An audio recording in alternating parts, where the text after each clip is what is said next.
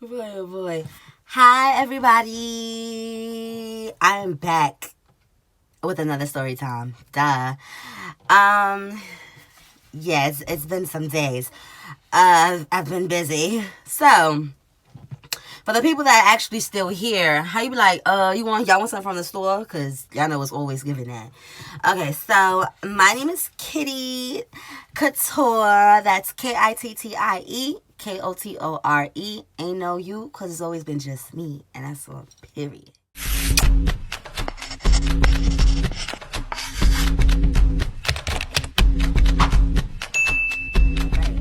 Right. So, this story time,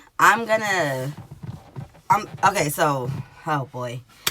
I don't even know how many years it was. Maybe, I don't know, like 4, the most.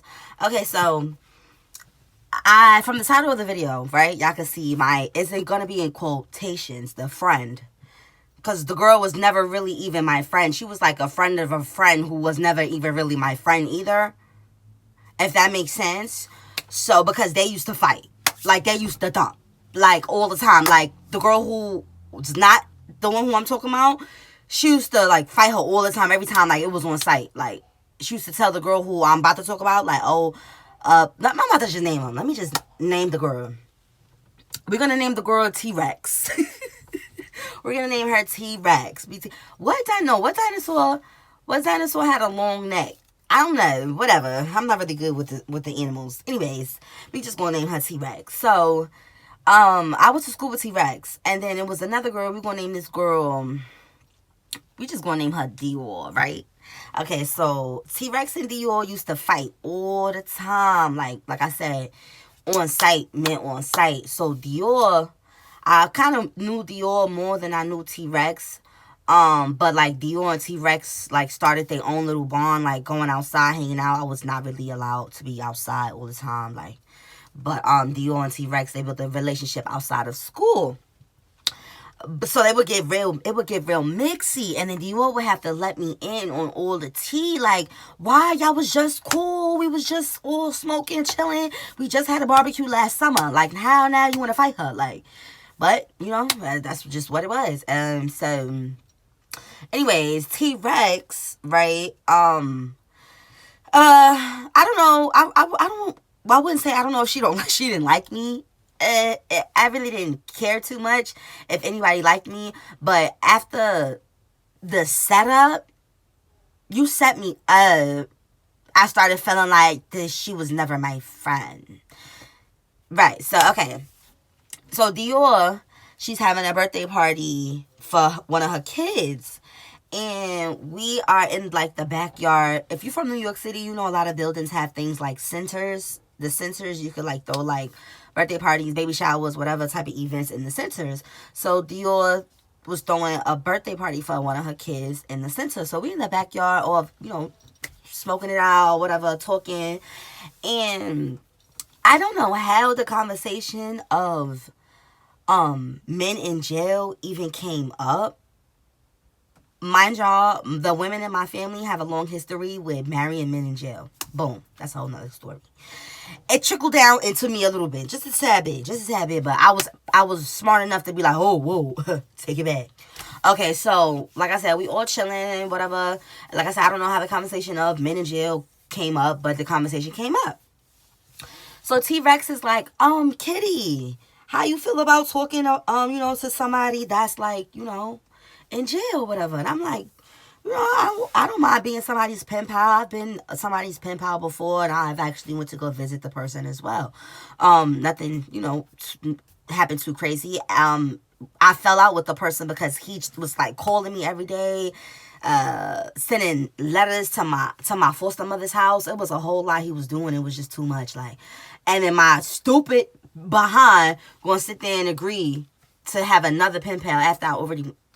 Right? So T-Rex, like, she said what she say. I'm like, yeah, cool, I don't mind. So she like, yeah, he's cute. He's mad fly. In my head, I'm like, how is he fly if he in jail? But, I guess, you get commissary, you get money, you could be a real fly type of dude in jail with the glasses. Y'all be seeing him, with the pose. Anyway. So, she like, yeah, you could write him, or when he call, I'll give your number to him so he can call you. So just look out for like a jail call. So the night ended up being over, whatever. I think like the next day rolled around in the afternoon. I got a jail call from the guy. Okay, we just gonna name the guy. Oh my god. We gonna name him Yeezy. Okay, we just gonna name him Yeezy. So Yeezy calls me, and we kind of getting to know each other a little bit. And I'm smart enough not to ask him detail for detail over that phone what he in there for, but at the same time, it was not smart of me really not to ask or to like Google him. I should have at least Googled him. Like, Google is free. Like, girl, why? I wasn't thinking. Please don't. I always tell y'all, don't be like me. Please don't be. Don't do it for the plot, please. So we talking. I think like a few days go by, and he like, y'all already up. When you coming to see me? I could when we gonna set up a visit for you to come and see me. I can introduce you to my homeboy on the outside, so y'all could travel together to come and see me. So I'm like, okay, cool. That sounds like, no problem. I already know how to dress, basically turtleneck. You cannot let dress provocative, no fishnets, no high heels, no none of that. So I look real regular, schmegular, regular. So I ended up meeting his friend. We got in a cab. We went to Rikers Island because that's where the man was locked up at. We went to Rikers Island, right? So we pull up, we on the line waiting to do the ID thing, all this. So we get into, if y'all ever been to Rikers Island, you gotta go through a entrance on the bus and then go through another entrance to get into the facility. So we made it past the first entrance, me and Yeezy's friend. So we on the bus, we going to the next thing, to the facility. We get off the bus, and the correctional officers, they basically go through the same thing as they did in the first building. And next thing you know, some dogs start walking out, like the sniff. Dumb dogs. Like, I'm like, well, I ain't got nothing on me, so I'm good. So the dog smell me, and the dog smell me. Dog walk past me. Dog about to smell Yeezy's friend. So the dog starts smelling Yeezy friend. The dog is on Yeezy friend just a little bit too long. So now I'm in my head like, I know this boy don't got nothing on him, trying to boof it in here to Yeezy. The correctional officer that's holding the dog, he tell me, step to the side.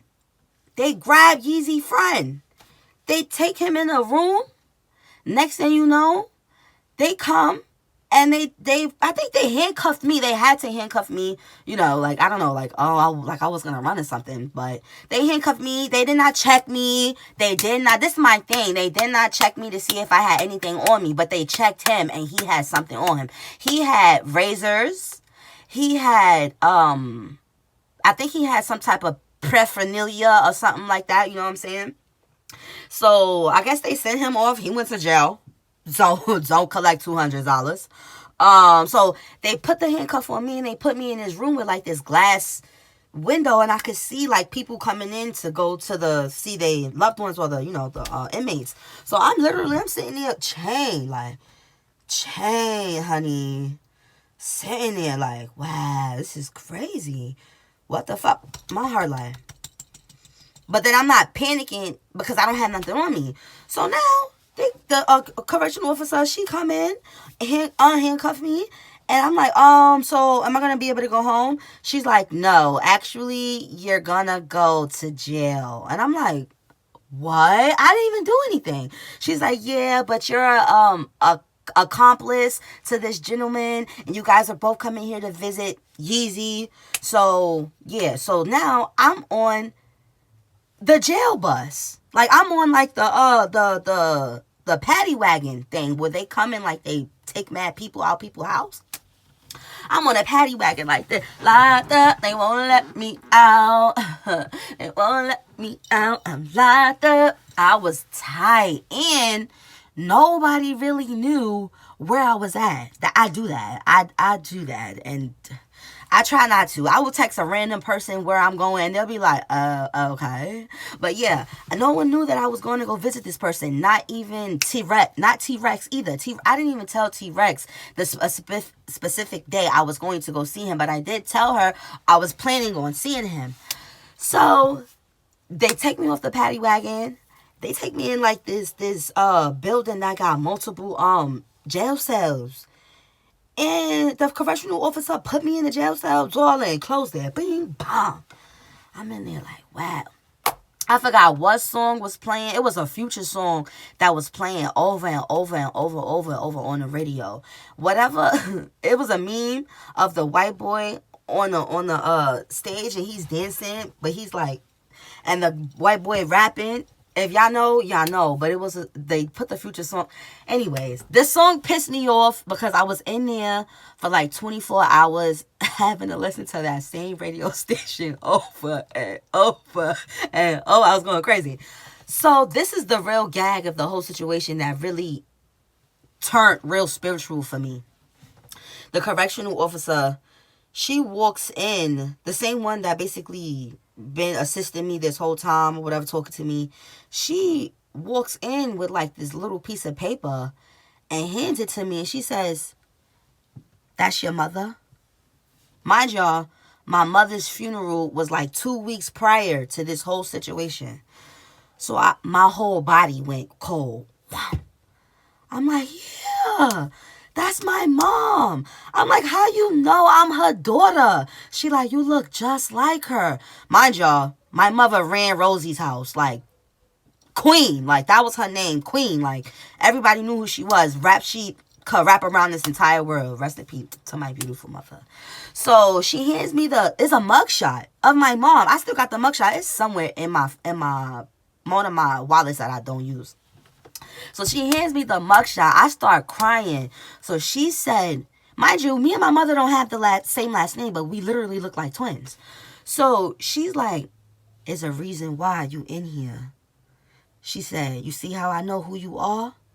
I better not ever see you again. You understand me?" And I said, "Yeah." And I folded that mugshot up of my mother, and I think I put it in my bra, something like, or my sneaker, like something like.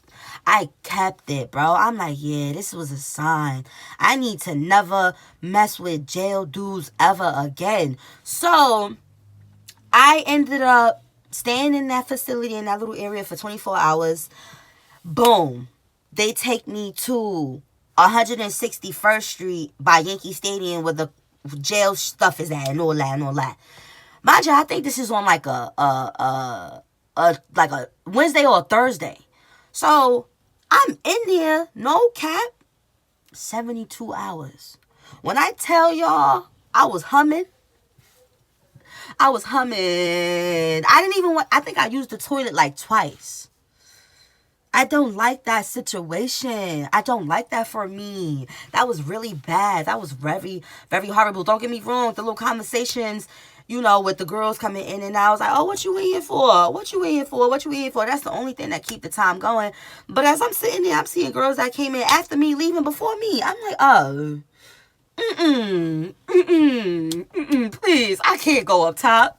I don't even know what up top is, but I heard it's horrible. Please, I can't go. I start praying, please. I won't ever mess with a jail dude ever again. Lord, please get me out of this situation. I know this is not for me. I'm not my family. I'm not the women in my family that crave men behind bars. I'm not the, please. So, boom. 72 hours hit. The correctional officer called my last name. I get up. "Am I about to see the judge?" The correctional officer said, "No, follow me." So I'm following the correctional officer like, okay.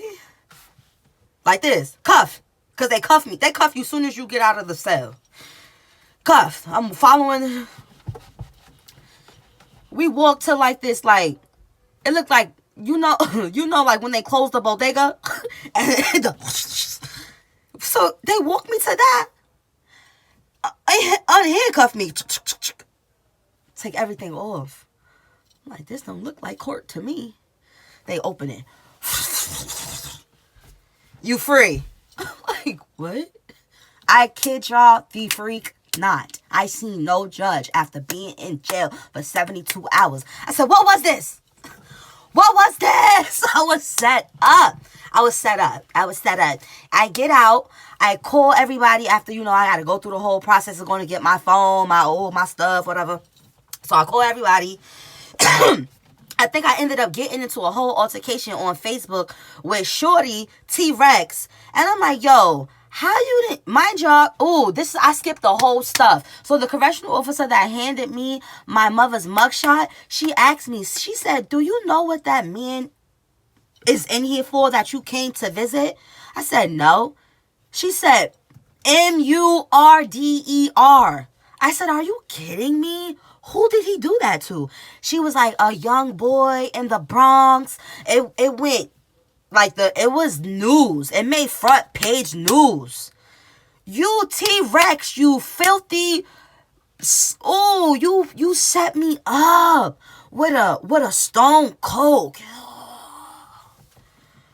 You was never my friend, girl. It was never that. You wanted me to fail. That's what it was giving. Like, how dare you? So they let me out. Right, I get my electronics. I call everybody. Like I said, now me and T-Rex, we on Facebook beefing. I let her know all the tea. She acting like she really did not know or she don't care, right? So me and Dior continued basically to be friends until like a few years ago. Whatever. So maybe like a day and a half later, I get a jail call. I pick up the phone. Y'all know it's Yeezy. Like, yo, what's up? Like, what was that? He like, yo, I'm sorry, baby girl. I didn't know that was going to happen to you. He like, yo, listen. I'm going to hook you up with the best lawyer. My lawyer got you. This the address to my lawyer's office. Go see him tomorrow. I told him everything that happened. You're going to get paid. You, how long did you do? How long did they have you in there? I said, 3 days. I was in there for 3 days. I think I had to wash my... like 4 times in one day just to get that stench off me. That metal table, mortician table seat situation that you gotta be in, yo, that's it ain't for me. It ain't for me. I'm too fluffy, too soft, too sweet. I can't do jail. Big Bertha won't get me. Won't send me up top. So now I meet with the lawyer, right? Tell him everything basically that Yeezy told him, whatever he was able to know from his side. Cause now, homeboy, Yeezy friend, in there with him. Now they together. They're together. Maybe not in the same facility, but they in the same Rikers Island. Bro, thank goodness I made it out alive. The lawyer hooked me up. Just know a bit. Pay. You can't keep it that long. Yeah, 3 days, you're going to pay me. I need my 40 acres and a mule. You damn straight. Pain, suffering, traumatized. When I go to bed, I still hear the jail doors. Bang! I'm traumatized. You damn straight. I don't do it. It's not for me. My family, they like that. They do that. Commissary visits. Traveling for mad hours on a bus to go be with a jailbird for 3-4 days. But then you on the outside still being a slut. Anyways. I never messed with T-Rex. I stopped being friends with Dior a couple years later. Me and Yeezy never spoke again. Ended up changing my number. He was the last jailbird that I ever spoke to. No shade. I don't know. Y'all be careful talking to these men that be in jail because they talking sweet nothings to you. But when they get out, they gonna bamboozle you, girl. Careful. Don't be sending them commissary paying for their debt. That's pretty much it. Yeah, that's why I don't have no friends. They was basically my only friends.